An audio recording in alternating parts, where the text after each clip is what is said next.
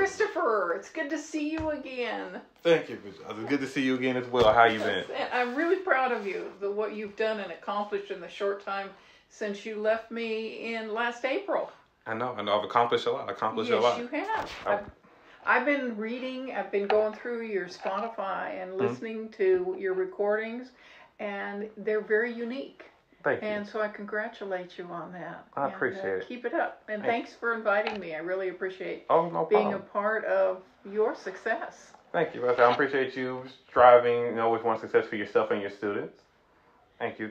I want to actually ask you let's see what we're going to start with. Okay. How do you deal with being content? How do I deal with being content? Doing something that I want to do. Okay. There's contentment in career success. There's contentment in personal success. And contentment is, in my mind, being able to help others reach their full potential. That's my passion in life. So that's one of many. All right. I want to ask you, why do you believe it's hard for people to quit their job when they feel like they're stuck in it? Fear more than anything else, and that's a shame, because you need to take control. And typically, and that's why we wrote the book One Two Tag, the reason you want to quit your job more times than not is you've got a difficult personality that's causing frustration or obstacles in your career. So by taking control of the situation, rather than sitting back and being afraid and being concerned, looking at what you can do to change the situation. In some cases, that may mean finding a job elsewhere. I've done both. But taking control and knowing that you have the power, you know what your value is, but more importantly, making sure you've got that network in place. So if you do need to make a change or you do need some advice, you have someone that you can go to for that advice, for that encouragement, to kind of talk you off the ledge, okay? Like, I'm a part of your network now. So if you had an issue that you thought like this, you said, Miss Johnson, can I interview you? You called your network, didn't you? Correct. And I said, absolutely. So that's how that works. Don't be afraid. Take control. Know your value. You'll be fine. Thank you. I want to ask you, that's a question I wrote down. I would ask you, is it more about who you know or what you know? And what's the downside of both and upside? Who you know and what you know. Certainly what you know. You spent a semester with me. You know the priority was, what are my values? Correct. Okay. For example, don't ask me to be an accountant. That's not one of my core values. Okay. If you want somebody to solve a problem, if you want someone to lead, come see me. But accounting, no. So I know all of my different values. I know where I'm strong. And I have example after example to prove it. So that's your professional brand. So make sure that's populated and you're confident in that. So that will help in that particular instance. So repeat the question again so I make sure I answer it. Yes, ma'am. The question is it more about who you know or what you know? Okay, so that's the what you know. The who you know is critical. And I said this in class, I have never gotten a job with a resume. I got a job because I had a network, and that network individual networked me into the company. My very first job out of high school was at Merrill Lynch. You know how I got the job? The next door neighbor. Okay. The next door neighbor. Worked there, and she networked me in.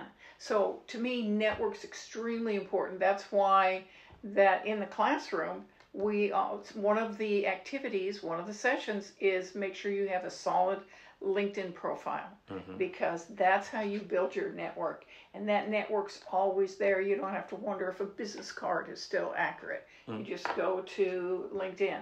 So both of those are important. Understand your value, be able to prove it, be confident, and have a great network, and cultivate that network, and make sure you stay current with folks. Okay. Okay. I want to ask you, when you're in a growing company, I want to ask you, how do you deal with managers that aren't good for the company?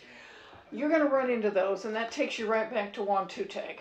And you never know what the problem is with the manager. Unfortunately, yes, there's bullies out there. A lot of people think that that bully that harassed you when you were in grade school is going to grow up and be really nice. No, they typically grow up and become your boss. So you need to know how to deal with difficult personalities. It can be a manager, it can be anybody. But if it's a manager and it's not something you have control over, in other words, I'm not a director over that manager, then you need to decide, how can I work with this person? How can I achieve my objectives at the same time not having any problems with this particular individual? But there might be a time when you need to move from one department to another, move to another manager. There your network comes in again. And or in some cases you may decide that you need to leave the organization. So that's all kind of the 1-2 tag story and how to work with difficult personalities. However, if that manager, and I've been in a situation where I knew someone was doing something that was unethical or illegal, then I went to a superior, somebody that I knew I could have confidence in, have a confidential conversation with, and say, this is what's going on. And in the instance I'm thinking of, it actually brought, there was attorneys that were brought in. It was a very serious situation. So you need to assess the situation, decide what your plan of action is, and then have the confidence that you can move forward in whatever you decide is the best solution for the issue. Thank you. I wanted to ask you, how do you not sacrifice your career for your family? Well, and I have this, I'm talking personally, because this is me personally, I can't speak for everybody. But the first thing you need to do that I think is very, very important is, if you're going to have a family and you're going to have a spouse or a partner, you got to make sure that that person is going to be a teammate for you. Because family is certainly working as a team. So there's been many times where, say, my husband's traveled and I had to, maybe for 3 months while he was relocating, I had to take control and keep everything going. And the vice versa was true. So you got to make sure that you're working as a team. I can remember my husband was working evenings at Texas Instruments, and I was working days at Harris Corporation. So we had 3 children. So he would come home from a long night of working, take care of the kids, make sure they got to school. I went to work. I came home in the evening, and he was just getting up. So we worked as a team to make that successful. So I think that's the most important thing, is make sure you pick the right partner, make sure you've got somebody that can work as a team with you, and you'll be just fine. It won't be a problem. It wasn't for me. Okay. Is there more of an understanding between both people? Absolutely, yes. Because, the whole family is a team. Correct. There's times when your children will have to step up and do things to help out. But if you all work as a team, especially during the difficult times, then you'll do just fine. And I have lots of stories I won't tell here of when we got into some real rough patches, difficulty, car breakdowns, things like that. And we worked as a team, and we came out the other side. Everything was just fine. That's good. Right. That's good. I wanted to ask you, what sacrifice have you made for your career? Sacrifices, probably, my parents were not in a position to pay for an undergraduate degree. And back when I was just coming out of high school, it wasn't a big thing for women. Women weren't going to college, certainly, like they are today. So I decided after high school that I would continue on and just little by little go to junior college and then eventually get my undergraduate degree, which took some time. But as, we had children and things like that, now you're back to that teamwork aspect. So I would get up maybe to do homework at 5 in the morning while everybody was sleeping. My classes were in the evening or they were on weekends. So I had to give up kind of that fun time because I had a goal. My goal was to get that undergraduate degree and eventually my graduate degree. So those are things that you make a conscientious effort to say, this is what I want to do. family understands it, your teammate understands, and everybody works together so everybody in the family can achieve their objectives. That's good. That's good. What is the glass ceiling? Glass ceiling. I saw more glass ceilings when I was much younger, and right out of high school, you would see typically they were white males in a separate area, glass in front, maybe not, but it was very much here's the folks in charge. Thankfully I don't see that as much anymore.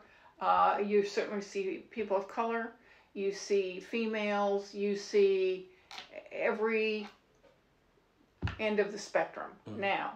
A good example would be our House Speaker Nancy Pelosi, for how many years, was running the show.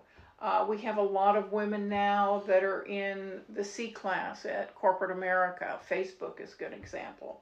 So times have changed. So I don't really refer to that as much as I used to. But that's what the glass ceiling was. You couldn't get there because you weren't the right sex, the right color, the right whatever. And fortunately, I think the 60s really helped blow that up. And it has been my experience over the decades that has slowly become minimized. In my opinion, the only thing that has kept me from moving someplace would have been I wasn't working hard enough, or I didn't express that that's what I wanted to do, because I have a unique example that maybe we can get to later, where I actually told my CEO I want to be a vice president. And guess what? I got it. If you don't tell people what your goals are, if you don't express that, if you don't work towards that, people are mind readers. So as a person, as an employee, you need to share your goals so that folks can help you get there, because people like me, if you have me as a boss, I'm going to do everything I can to help you achieve that. That's great. Actually, speaking of that, I wanted to ask you, how does a woman succeed in a man-driven world? Again, and everybody has their opinion. I don't think of it as a man-driven world. Okay, when I first got out of high school, you bet. Okay, the guys were running the show, but women since the 60s have said no more. We can do it all. Certainly we can. You saw Rosie the Riveter in World War II, so we're not the first generation. And we went back to school and we started climbing the corporate ladder. For example, when I went to work right out of high school, I got a job at Merrill Lynch, and I loved it. It was exciting, and I had 3 male stockbrokers. And I looked around, and all the stockbrokers were white male, okay? And I said, you know what? I want to do more. I want to be more valuable to my team. So how can I do that? And I saw them taking orders. I thought, I'd like to be able to take orders and talk to the customer. Well, the only way I could do that was to get a Series 7 license. Well, back then you didn't have the internet, but you did have correspondence courses. So by mail, I learned everything I needed to learn. Flew up to Los Angeles, because I was in La Jolla at the time. Flew to LA and took the test and passed and got my Series 7 license. Now I was able to take orders for my bosses, the stockbrokers' clients.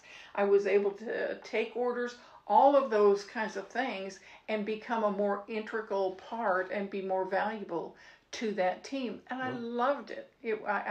I couldn't tell them what stocks to buy. Certainly I would have had to get more training for that, but the license really opened doors for me, and I did it on my own.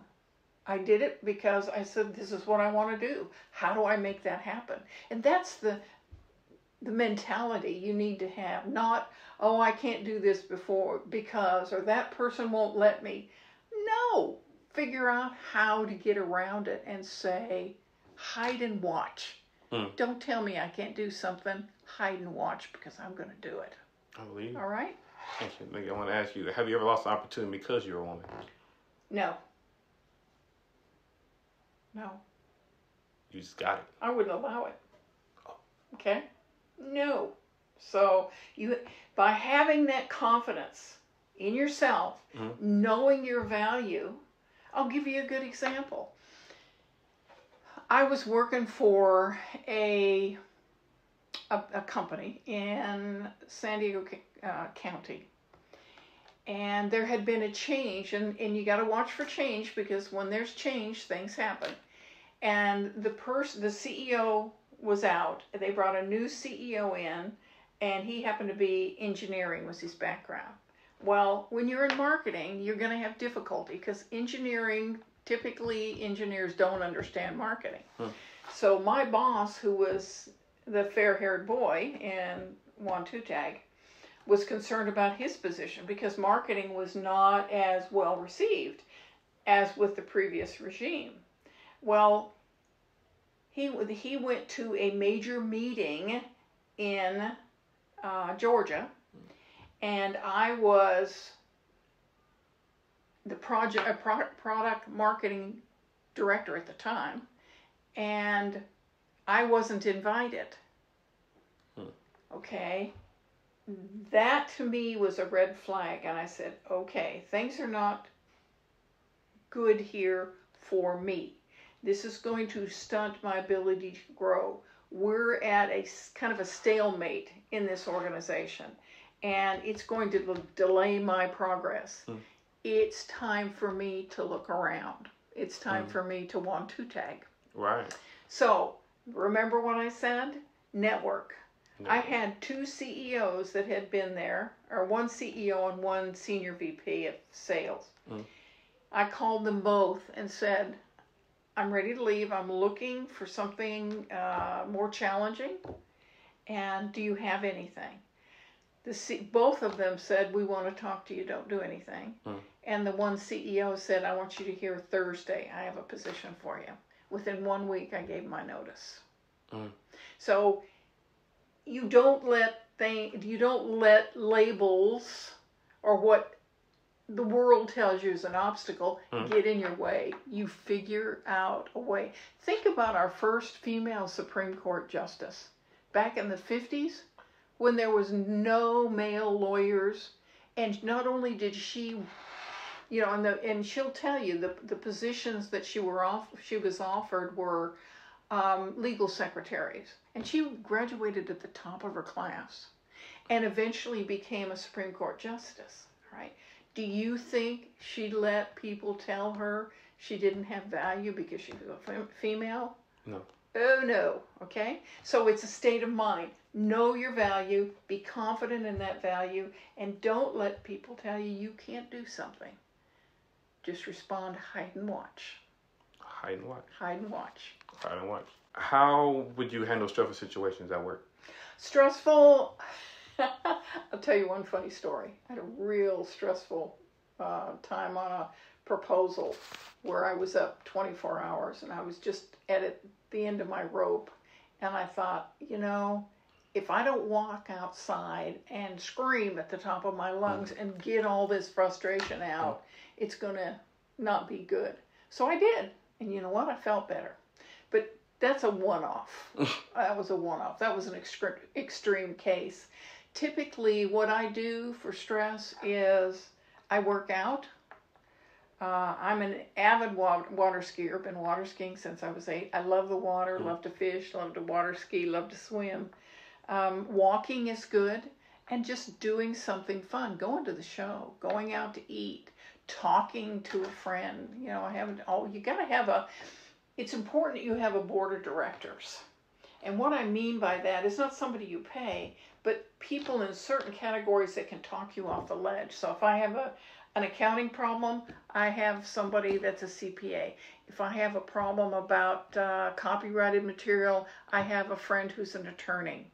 Certainly my business partner, Kelly Gerwig, is a brilliant market researcher, and does, as a partner, is great at, being able to talk with each other and kind of get over the rough patches. So make sure you have people in those spots, like career management. Like if you had a career management question, you would say, I'm going to contact Miss Johnson. So I'm on your board of directors. So have people fill those slots. You're an entrepreneur, so you need to have Jim Cater and Jeff here, and Hibbs, Institute. All are focused on entrepreneurs, so that you should be engaged with those people and getting advice on how do I grow my business, how do I be successful. There's also a group in Longview, and I'm trying to remember what it's called. I'll have to get that for you. But they are specifically, they have a grant to help grow small businesses. Okay, so there's a lot of help out there. So ultimately, I need to. You always say, what I need to start thinking about, I need to start trying harder.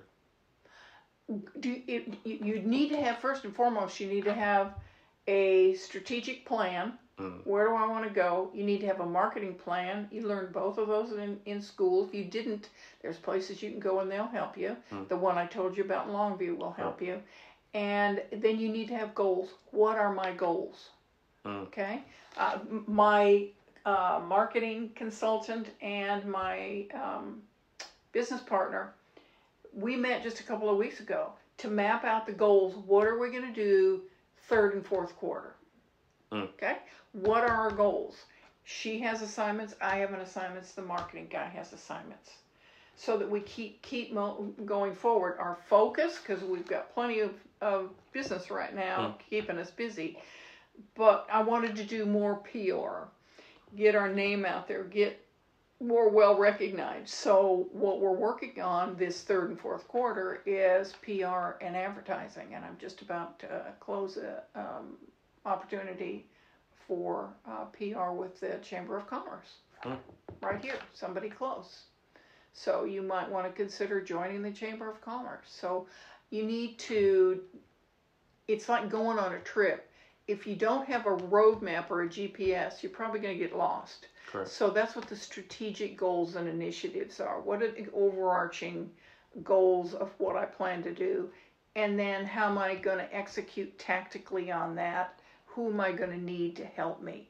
So you need to put that together, whether you're in your own business or whether you're supporting a business you work for, because they have strategic goals and objectives. And it's your job to know what your value is, know where you can plug in tactically to help them meet those strategic goals and objectives.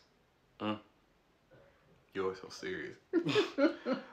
Serious topic. It is a serious topic. I'm going to ask you, going through your trials, how did you manage to keep your personality? Because that's who I am. How often have you seen me when I'm not smiling, right? Never. No, you gotta love what you do, and you gotta be enthusiastic about it, and that's my personality. I always tell people, I don't know if you remember because you're much younger. Have you ever seen a picture of Richard Nixon? Yes. How his face kind of drooped. I don't want to look like Richard Nixon. I want everything to go up. So Correct. If you smile. Right? Everything goes up. Correct. Rather than everything goes down and you just look like Eeyore from Winnie the Pooh, right? So you gotta smile. You gotta smile. You do gotta smile. Because people are naturally attracted to folks that are upbeat, enthusiastic, glass half full, optimistic, smiling. It's just the way it is. It's a fact of life. Right. Well, we're going to ask you about some interview questions. Oh, yes. I want to ask you, when you're in an interview, what are some key things that, like, the most common person wouldn't know when going into an interview? Okay. Let me just give you, your listeners, a place to go. My website is yourstandoutbrand.com. yourstandbrand.com. So yourstandoutbrand.com. On that website, there are free tools that you and anybody else can download. One of those is a keyword list. There are certain categories of questions like leadership, teamwork, organizational skill, problem solving, that you're going to get that question in an interview. I know you are. And we've made a list, Kelly and I, along with Dr. Rochelle McWhorter, and it's uploaded there for you. So you can look at that and say, what value statement do I have that proves I own that? And then what stories or examples do I have to prove that I own that particular value? Because that's what you're going to need in an interview. So, no, again, back to professional branding and knowing your value and being able to prove it. Nobody can stump you on your life. You've been there for every minute of it. So all those are examples have values tied to them. Correct. The other thing is that when you're preparing for an interview, never go in cold. If you're a student and you have access to a library, like at the University of Texas at Tyler, we have the Month's Library. You have Market Line, and there's Hoover's reports and all kinds of reports that you can download on a company, and it gives you their SEC filings, it gives you their press releases, who the competitors are, how they're doing, and on and on and on. So from that, you read that, and you can formulate questions, thoughtful questions. Not just, you can certainly go to the website, but dig a little bit deeper. The next thing is, who are you interviewing with? Get those names. Go connect with them on LinkedIn. Let them know you look forward to meeting them when you come in whenever for your interview. And look at, where did they go to school? Did they go to the same school you went to for undergraduate? Are they from San Diego, California, and you're from San Diego, California? Do they like to water ski and you like to water ski? What do you have in common, or what do they have? What about their background, about who they're following, that you might be able to ask them questions about? Okay? And very possibly they might ask you, have you looked at my LinkedIn profile? Or why do you want to work for us? You better have an answer. And you better have a minimum of 10 questions that you're going to ask them either throughout the interview or at the end when they say, do you have any questions for us? Minimum 10. So do your homework. Very, very important that you're well prepared for that interview. It's not going in with, tell me how you grow your people or things like that. It's actually done the research and show that you're really interested, because after all, you're interviewing them also. You're giving them a big chunk of your life, okay, and your value, and you're going to work hard for that. So you want to make sure they're going to reciprocate. There's opportunity for growth for you, for learning, okay? So that's how I would handle that. Take charge, right? Correct. Great. I wanted to ask you, actually you answered one of my questions about doing research before you do the job. I feel that people may just apply for a job and not know what the job is. They're just applying for the job. Yeah, don't do that. That's all I can say to that. That is big mistake. Big mistake, not having done your research, not being dressed appropriately. Don't be late. You want to be there at least 15 minutes early. Get there, take the week before, go on the same day at the same time. Look at what the traffic's like. What building do I go to? Okay? I did that recently for a doctor's appointment.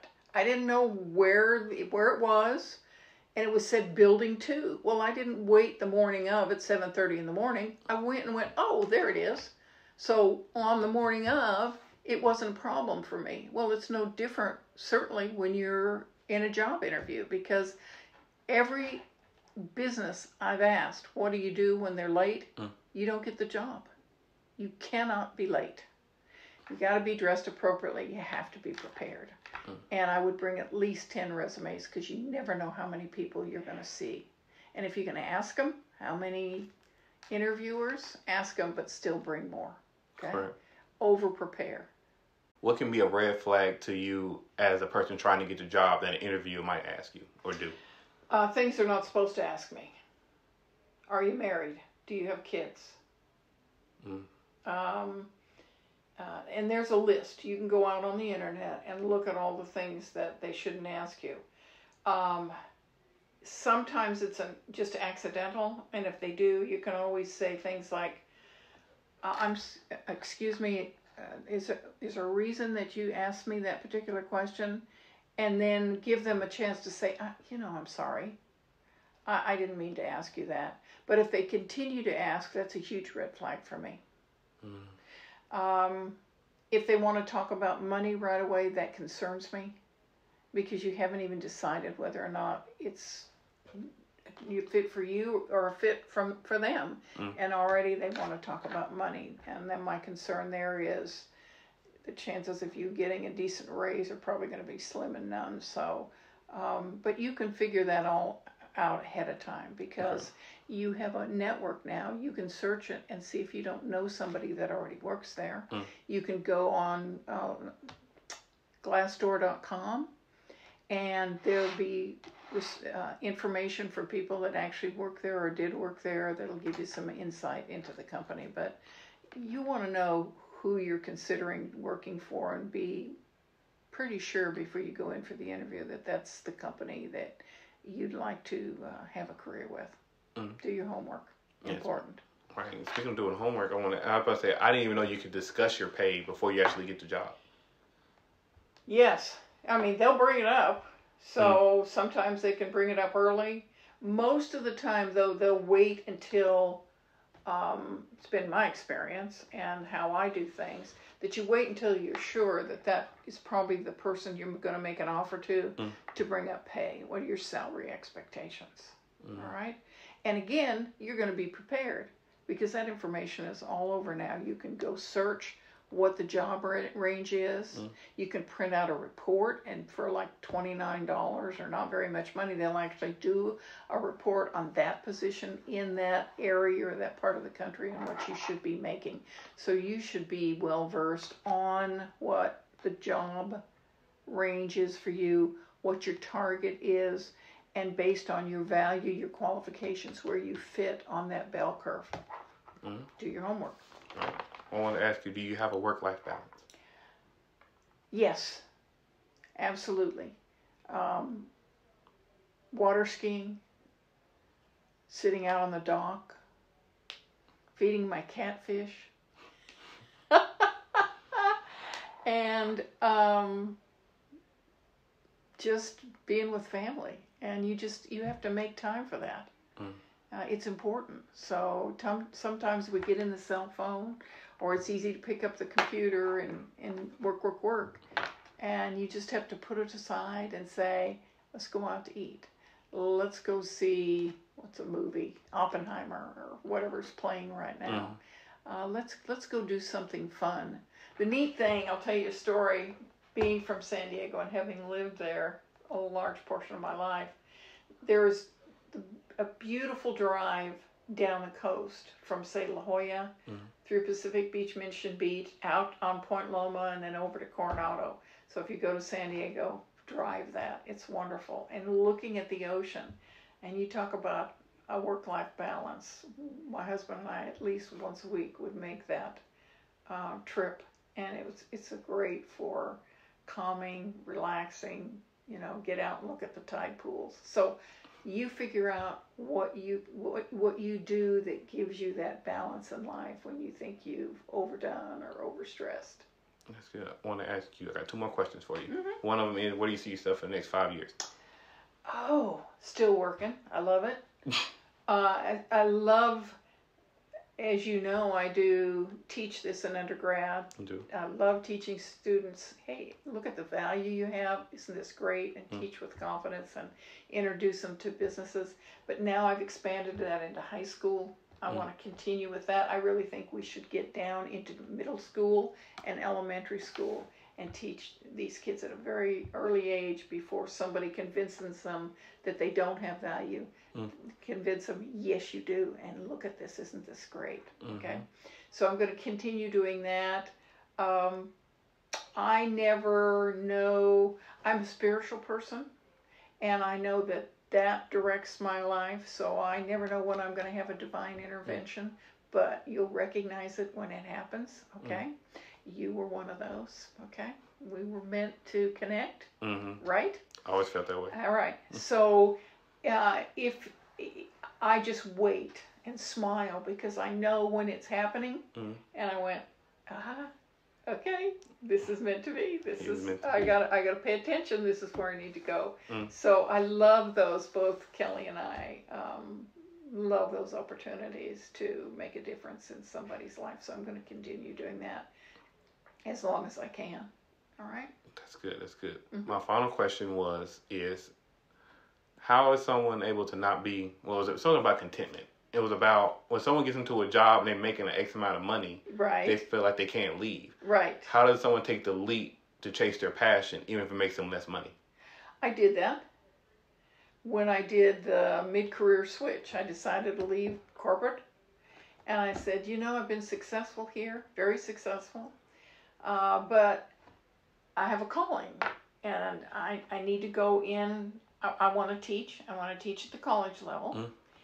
And in addition to that, I wanted to consult. So I had control over who I worked for, when I worked, and to share what I had learned over my decades in experience. So yeah, it took a hit to the income, but most entrepreneurs, you are one, were risk takers. You have to be. Because if you need that comfort level, then probably that's not a good leap for you to make. But if you're confident in your ability, confident that this is the direction you need to go, those doors will open and you'll continue to be successful just going in a different direction. Okay? Okay. Well, Worked for me. It surely did. Yes, it did. Well, thank you so much. Oh, it's great. Christopher, I many, many blessings on you. I know you're going to do great things. And if you need folks that you need an introduction where I can help you to do more podcasts, let me know, because I expect great things from you, and I've already seen that. So congratulations. Well done, my friend. Thank you, Ms. Johnson. You're welcome. Cut.